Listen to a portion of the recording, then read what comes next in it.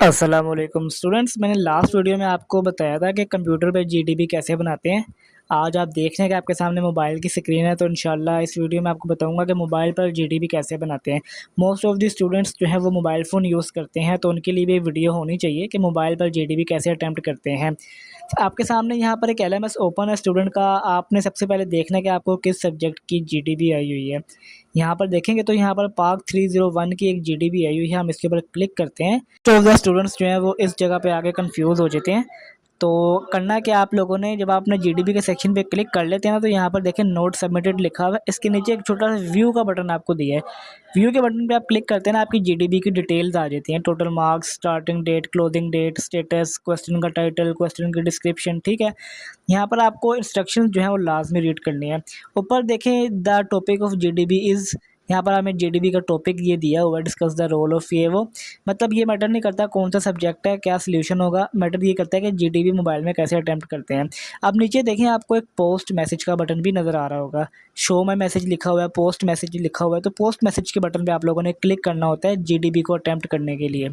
अब यहाँ पर देखें पोस्ट मैसेज पे क्लिक करने के बाद हमारे पास एक इस तरह की विंडो ओपन हो जाती है, जहाँ पर हमने अपना आंसर टाइप करना होता है। पहली बात जो स्टूडेंट्स को परेशानी होती है कि लिखना क्या क्या होता है। यहाँ पे कुछ भी नहीं लिखना होता, जस्ट आंसर टाइप करें, ANSWER आंसर लिखें और नीचे अपना सल्यूशन लिखना है, और कोई एक्स्ट्रा चीज़ इसमें नहीं लिखनी। और एक बात का ख्याल रखिएगा कि लिखते हुए ना आप लोग बहुत एहतियात से काम करें, क्योंकि ये जो जीडीबी है ना वो आपकी साथ साथ सबमिट होती रहती है, तो मतलब सेव होती रहती है। तो खुदा ना खास्ता भी आपने आंसर पूरा ना लिखा और कहीं पे आपका हाथ लग गया ना, तो जितनी आपने जीडीबी लिखी है वो जो है वो सेव हो जाएगी, सबमिट हो जाएगी। अब देखें आप लोगों ने आंसर सिंपली इस तरीके से लिखना होता है। अब जैसे उस क्वेश्चन का जो आंसर था वो मैं यहाँ पर अगर मैं लिख लूँ उसको, तो देखें और एक बात का और आपने ख्याल रखना है कि यहाँ पर जो है ना वो स्पेलिंग की मिस्टेक्स जो है वो हाईलाइट नहीं होती। जैसे एमएस वर्ड में या असाइनमेंट हम बनाते हैं तो उसके नीचे रेड आ जाता है ना, तो यहाँ पर ऐसा नहीं होता। यहाँ पर आपको खुद देखना पड़ता है। बट एक इजी आपके लिए ये है कि कीबोर्ड आपको सजेस्ट करता रहता है, आप थोड़ा सा उसका वर्ड टाइप करें, कीबोर्ड आपको पूरा बता देगा कि आपने क्या लिखना है। तो देखें इस विंडो के अंदर आप स्टूडेंट्स ने जो है वो अपनी असाइनमेंट का सल्यूशन लिखना होता है। अब यहाँ पर देखें जैसे कि मैं सल्यूशन लिख रहा हूँ, और बहुत ईजी भी है। वो इसलिए क्योंकि स्टूडेंट्स को मोबाइल फ़ोन में आदत होती है लिखने की, टाइपिंग की। मोबाइल में स्टूडेंट्स का हाथ भी तेज़ होता है। तो यहाँ पर जो आप लोगों को कंप्यूटर पे जो अगर आप जीडीबी बनाते हैं तो शायद आपको मुश्किल हो, बट मोबाइल में आपकी फिंगर टिप्स पे ये सारे काम हो रहे होते हैं। तो यहाँ पर आप लोगों ने सल्यूशन लिखना है। एक बात का और ख्याल रखना है कि जीडीबी में ना अक्सर कॉपी पेस्ट का ऑप्शन नहीं होता, तो आपको खुद ही यहाँ पे सल्यूशन टाइप करना पड़ता है। तो अब आप इसकी फॉर्मेटिंग भी बड़े इजीली तरीके से कर सकते हैं। आपको सिलेक्ट तो टेक्स्ट को फ़ोन में करना आता ही है। ठीक है, सिलेक्ट करने के बाद आप सबसे पहले इसका जो फ़ॉन्ट स्टाइल है वो टाइम्स न्यू रोमन कर दें। अब बिकॉज जो इंस्ट्रक्शन है ना उसमें भी लिखा हुआ होता है, आप इंस्ट्रक्शंस भी रीड कर सकते हैं कि वहाँ पर कौन सा फ़ॉन्ट साइज़ और फ़ॉन्ट स्टाइल बोला गया है। अब आप यहाँ पर इसको थोड़ी सी फॉर्मेट कर सकते हैं। आप लोग फॉर्मेटिंग देखें कैसे करते हैं।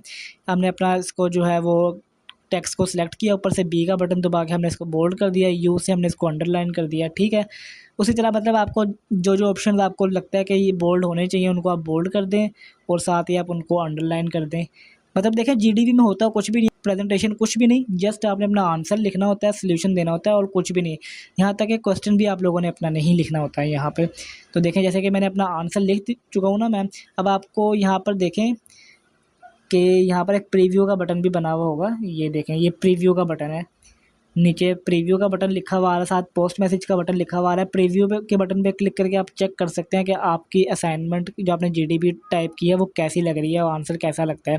जब आप एक दफ़ा प्रीव्यू कंफर्म कर लें अपना, उसके बाद साथ जो पोस्ट मैसेज का बटन बना हुआ है ना, उस पर क्लिक करके आप अपनी जीडीबी को सबमिट करवा सकते हैं। लेकिन एक बात का ख्याल रखिएगा कि जीडीबी सिर्फ एक दफ़ा ही सबमिट होती है। आपने सबमिट करवा दी, उसके बाद आप उसमें चेंजेस नहीं कर सकते। लाइक अब मैं यहाँ पर सबमिट करवा चुका हूँ जीडीबी।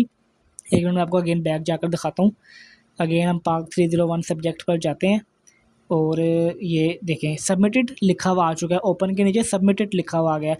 अब मैं व्यू पे क्लिक करके सिर्फ अपना आंसर देख सकता हूँ। देखें ग्रीन कलर की जो स्टूडेंट आईडी लिखी हुई है ना, इस पर क्लिक करेंगे तो सिर्फ अपना आंसर देख सकते हैं कि आपने क्या आंसर दिया है। आपका कोई अगर गलती हो गई है आपसे जीडीबी में, तो आप दोबारा से कोई उसमें चेंजेस नहीं कर सकते। जीडीबी सिर्फ एक दफ़ा सबमिट होती है। तो आपको जब लगे कि आपका आंसर फाइनल है, उसी के बाद आप अपनी जीडीबी सबमिट करवाएं। स्टूडेंट्स को कोई डाउट हो, कोई क्वेश्चन हो, वो कमेंट सेक्शन में पूछ सकते हैं। अगर आप हमारे यूनिवर्सिटी के कैंपस के ग्रुप में ऐड हैं तो वहाँ पर भी आप अपना क्वेश्चन जो है वो इनबॉक्स में कर सकते हैं।